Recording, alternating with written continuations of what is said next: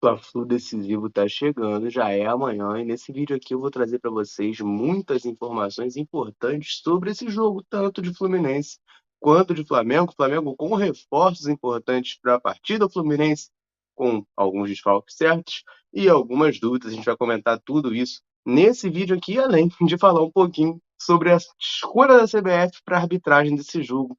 Realmente, assim, acho que não dá nem para usar a palavra polêmica, porque quando é polêmico as coisas ainda estão em aberto, né, tem muita discussão. Essa escolha eu acho que tá mais pro revoltante mesmo para a torcida do Fluminense. A gente vai comentar um pouquinho isso aqui nesse vídeo, tá certo? Então, já agradeço você pela sua audiência, te convido a assistir esse vídeo aqui até o final para ficar por dentro de tudo que está acontecendo no Fluminense e tudo que está acontecendo referente a essa partida decisiva da Copa do Brasil. Beleza? Antes da gente começar um vídeo, eu peço para você deixar o like, deixar o joinha, que é muito importante para fortalecer o nosso trabalho. A gente está aqui diariamente no YouTube, trazendo conteúdo para você, compilando todas as notícias do Fluminense, para você encontrar tudo rapidinho, fácil, em um só lugar. Então, conto com o seu apoio, conto com a sua moral. E eu sempre faço o convite, né, para você que está assistindo, deixar o comentário falando seu nome e de onde você nos assiste. O YouTube não me dá essa métrica de maneira específica, né? Não me diz bairro, cidade, estado de onde você nos assiste. Então eu sempre peço para a galera comentar, para a gente ter uma noção, né, de onde que a gente está conseguindo alcançar com esse trabalho aqui no YouTube. E aproveito sempre o começo do vídeo para mandar um abraço para a galera que está sempre aí marcando presença, dando essa moral para a gente. Então vou mandar aqui um abraço para o Laeste de Tuiutaba, em Minas Gerais, para o Marcos Afonso aqui do Rio, para o Léo da Ilha do Governador aqui no Rio de Janeiro também, para o Alberto Geraldo de Saquarema, para o Gilson de Volta Redonda, para o Laércio de Mamanguape e toda a galera, claro, que está sempre de olho aqui na Central, sempre deixando o comentário, dando aquela engajada no vídeo para dar aquela força pra gente, beleza? Então um abraço aí para todo mundo, vamos partir para as notícias, por quê? Vamos lá.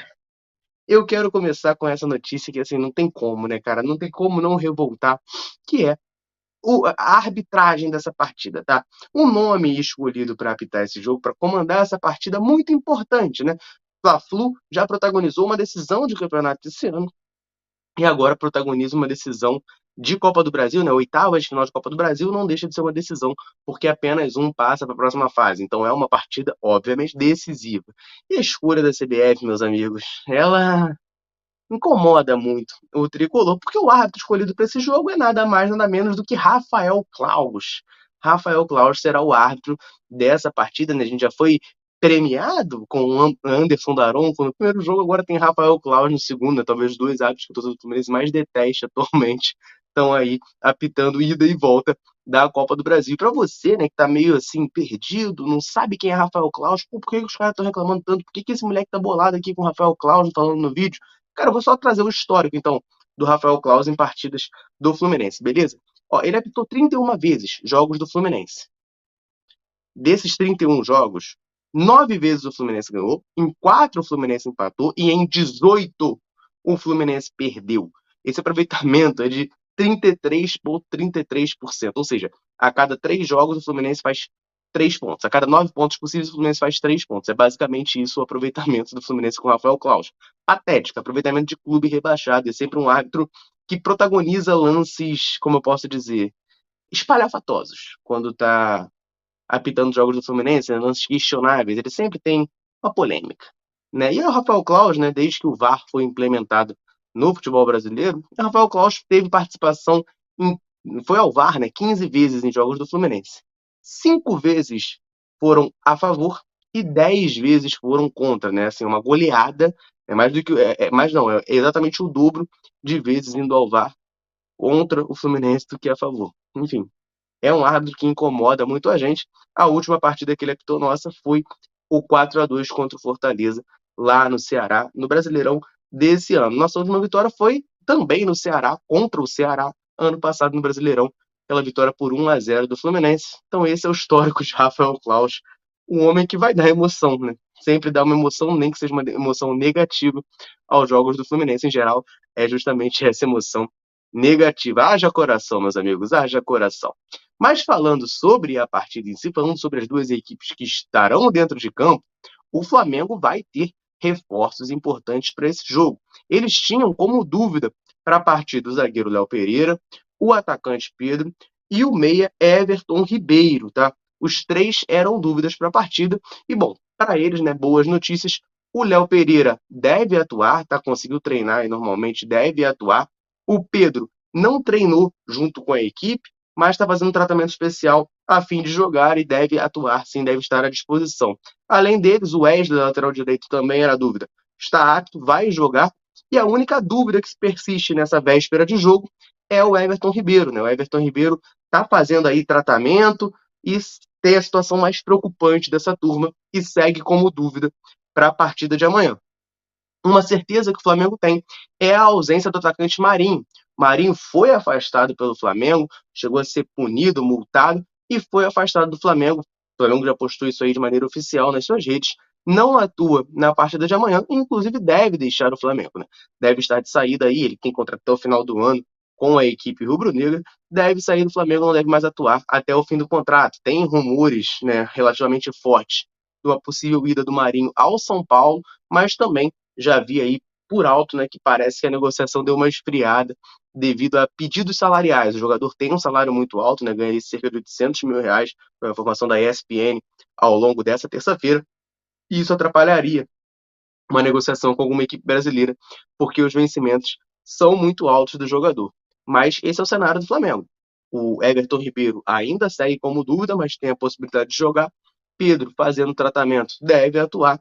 O Wesley e Léo Pereira confirmados na partida aí, não vão desfalcar o Flamengo. O Léo Pereira, que embora seja um jogador que eu como tricolor tenha em altíssima estima, sempre ajuda a gente.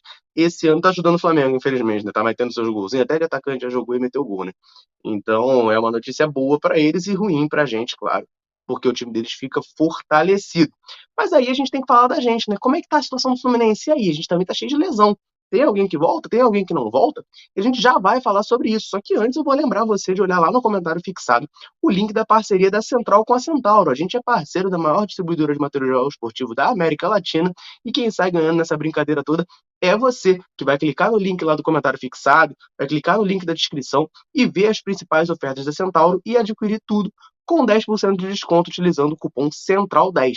Olha que maravilha, 10% de desconto é a Central Fluminense botando você na cara do gol. Então corre lá e aproveita, beleza? Agora a gente vai falar sobre o Fluminense. Teremos retornos? Meus amigos, a situação nossa não é tão simples assim. Por quê? O Alexander postou vídeo, né? Tem vídeo aí dele na internet pedalando, né? Ele teve aquela lesão no joelho, lesão no colateral medial, falou-se que ficaria 2 meses de fora, se recuperando, mas já tem videozinho do Alexandre conseguindo, né, fazer aquela famosa bicicleta ergométrica, né, na academia do Fluminense, já começando a se recuperar. Bom, para você andar de bicicleta, você tem que dar aquela dobrada no joelho. Se ele está conseguindo dobrar, é um bom sinal. A torcida do Fluminense logo ficou empolgada, logo ficou feliz da vida. Olha o Filé trabalhando, olha o Alexander próximo de voltar. Todo mundo estava empolgado, mas fato é, Alexander para a partida de amanhã, chance zero. Chance zero, Alexander segue de fora para esse jogo. Outro jogador que havia expectativa que atuasse nessa quinta-feira contra o Flamengo e não deve atuar é o atacante Keno, que também está se recuperando de lesão, se lesionou na partida lá contra o River Plate, ainda está se recuperando e não vai ter condições de atuar na partida de amanhã. Quem é dúvida, é uma esperança do Fluminense ainda, mas segue como dúvida, é justamente o lateral esquerdo Marcelo. Muitos tricolores, né? Inclusive eu venho, estamos brincando, né? Que o Marcelo está jogando agora uma partida por mês, tá até se preparando para essa ser a partida que ele joga no mês, né? Joga contra o Flamengo, decide e depois é poupado.